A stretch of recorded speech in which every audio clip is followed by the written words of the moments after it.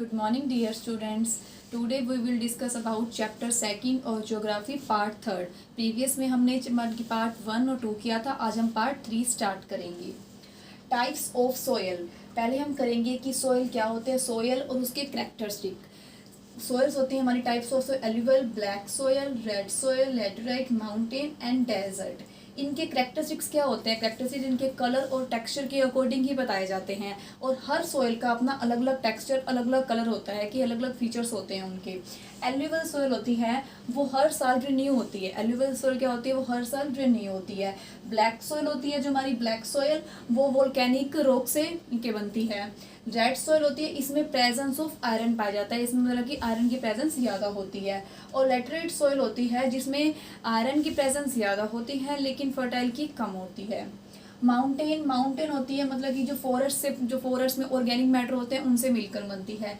Desert soil पाई जाती है मतलब कि जो बहुत ही सूखे ड्राई रीजन में, जो ड्राई क्षेत्र होते हैं वहाँ पे ड्राई रीजन में डेजर्ट सॉइल पाई जाती है. ये तो तुम्हारे टाइप मतलब कि सॉइल की टाइप्स और करेक्टरिस्टिक्स. अब हम करेंगे कि इंडिया में ये डेजर्ट कहाँ कहाँ पाई जाती है.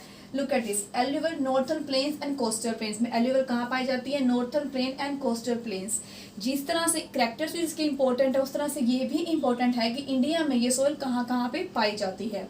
Alluvial northern plains and coastal plains में. Black soil Deccan plateau region में, डिकेन प्लेट्यू में पाई जाती है. रेड सॉइल होती है southern and eastern parts of peninsular India में. लेटराइट होती है केरला एंड तमिलनाडु में. माउंटेन हिमालय रीजन में, माउंटेन कहाँ होती है? हिमालय रीजन में. और डेजर्ट में क्या होता है? राजस्थान. क्योंकि डेजर्ट ये तो नाम से आइडेंटिफाई है कि डेजर्ट है, सूखा है, तो मोस्टली हम राजस्थान का ही नाम लेंगे. जो सूखा एरिया होते हैं वो राजस्थान में.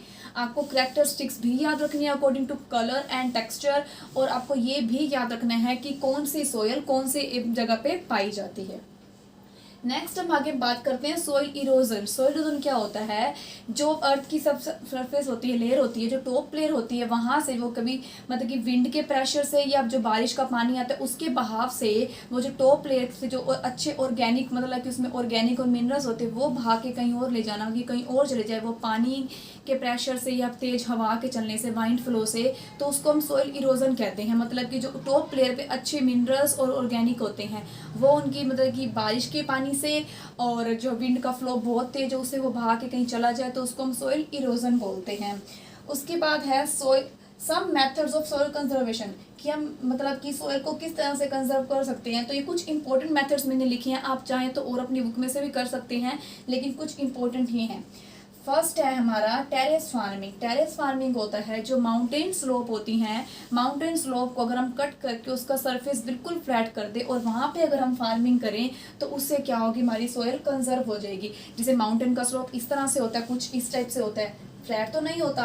अगर हम उसको फ्लैट कर दें, जैसे जहाँ तक कि जितना हो सकता है फ्लैट कर दें, तो उससे क्या होगा? हमारा वो मतलब कि अर्थ का सरफेस बिल्कुल फ्लैट हो जाएगा. फ्लैट होने से अगर हम वहाँ पे फार्मिंग करेंगे तो वो हमारे लिए क्या होगी? उससे सोइल कंजर्व हो जाएगा. स्ट्रिप क्रॉपिंग होता है पट्टीदार. अगर हम पट्टीदार क्रॉपिंग करेंगे, जैसे बीच में पट्टी इस टाइप से कुछ लगा के, तो उससे भी क्या होता है? हमारा सोइल कंजर्व हो जाएगा. रॉक डैम होता है जैसे जो रिवर्स होती हैं, रिवर्स का पानी बह के आता है, उनको रोकने के लिए, उनको कंट्रोल करने के लिए अगर हम कुछ ऐसे डैम बना दे, कुछ रॉक बना दे जिस तरह से कि कुछ आगे चट्टान सी बना दे कि जिससे पानी का बहाव क्या हो? रुक जाए. वो रुकेगा, उससे जो हमारे टॉप लेयर है सिर्फ वहाँ तक पानी नहीं पहुँचेगा और सॉइल इरोजन नहीं होगा. तो उससे क्या होगा कि कंजर्व हो जाएगा वो करने के लिए. तो हम जो रिवर्स, कई बार आपने देखा भी होगा, जैसे कोई डैम होता है उनके आगे उन्होंने बहुत बड़े से माउंटेन ऐसे पहाड़ से बना रखे होते हैं, जिससे क्या होता है कि पानी का जितने भी तेज वेव्स हो वो वहाँ पे कंट्रोल हो जाए. वो कंट्रोल होंगी तो वो हमारे को सोइल कंजर्व में बहुत हेल्प करेंगी. Shelter beds and crop rotation. Shelter beds होता है कि जैसे ना मोस्टली ये सूखे जैसे जो ड्राई रीजन होते हैं वहाँ पे होता है. वहाँ क्या होता है कि जो ड्राई होते हैं वहाँ पे हरियाली कम होती है, वहाँ पे जो क्या कहते हैं विंड का फ्लो होता है बहुत तेज होता है. तो अगर हम वहाँ पे कुछ ग्रीनरी करें, कुछ मतलब कि ग्रीनरी करके पेड़ वगैरह लगा दें, तो उससे क्या होगा? जो विंड का फ्लो होगा उससे हम उसकी वेलोसिटी चेक कर सकेंगे और उससे वो कंट्रोल हो जाएगा. तो उससे भी क्या होगा? जो हमारा सोइल है कंजर्व हो जाएगा.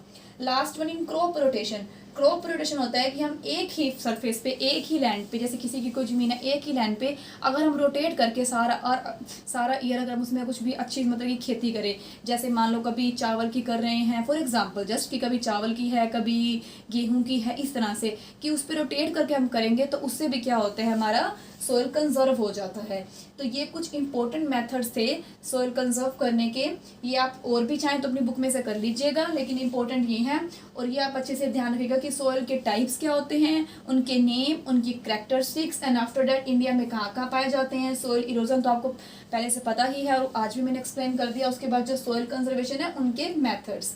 Okay students, this chapter is finished now. Thank you. Have a great day.